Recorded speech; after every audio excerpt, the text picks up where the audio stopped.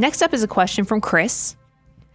He says, how do you feel about using 0% financing for a major home repair like HVAC, even if you have the cash to pay it, knowing cash is paying 4 to 5%, plus general added flexibility?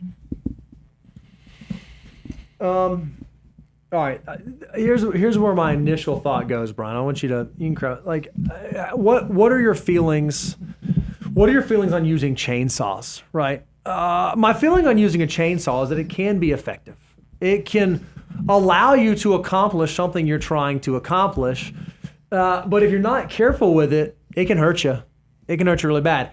And I don't think everybody should use chainsaws. There are some very specific people out there that can be trusted with a chainsaw and can use a chainsaw effectively and can make that a tool that allows them to accomplish whatever it is they're trying to accomplish in a more efficient manner.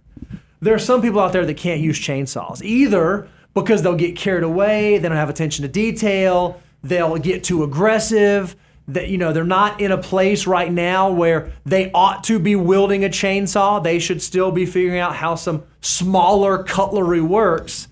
I think that that's what you have to assess for yourself. Where am I in my financial journey?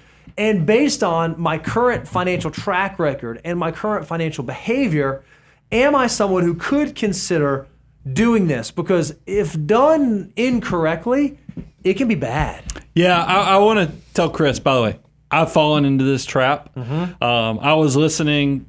Caleb Hammer was on an interview recently, and he was getting picked on he fell into this trap too with 0% on like furniture. And that's exactly how I fell into this trap too. And what Bo is alluding to is that debt's dangerous. Because we talk about debt is chainsaw dangerous, is that yes, it can be effective, it can be helpful, but man, you better wield debt well because it can slice your leg off very easily if you're not handling it appropriately. And I also worry that is it a bridge to overspend? I mean, a lot of people, I think when you see 0%, you're like, it's practically free. Especially because I think about the furniture stores. I've already brought up Caleb fell in that trap. I've fallen in that trap. And think about all the commercials we see on TV.